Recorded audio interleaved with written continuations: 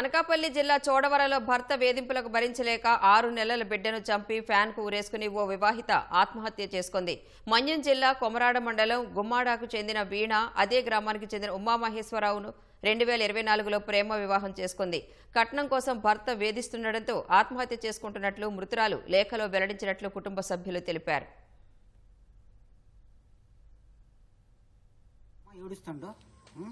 వీణ చచ్చిపోయింది చెప్పారు. అలాగ ఇదైపోయి ఇంటికి వెళ్ళిపోయి అక్కడ నుండి బయలుదేరి వచ్చాము.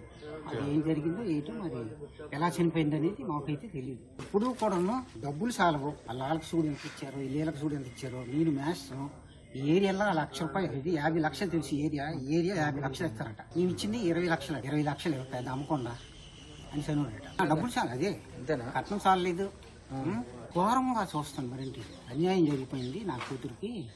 ఒక అమ్మాయి వీణ అరౌండ్ 24 to 25 ఇయర్స్ ఉంటాయి. ఈమె వచ్చేసి వాళ్ళ బేబీ 6 months ఓల్డ్ బేబీని తను స్మోటర్ చేసి తను సూసైడ్ చేసుకోవడం జరిగింది.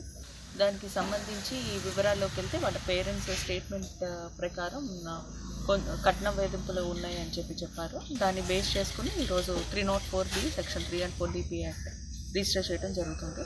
దాని ఇన్వెస్టిగేషన్ ఇన్ ప్రోగ్రెస్ ఉంది. ఏదైనా ప్రోగ్రెస్ ఉంటే వీ విల్ అప్డేట్.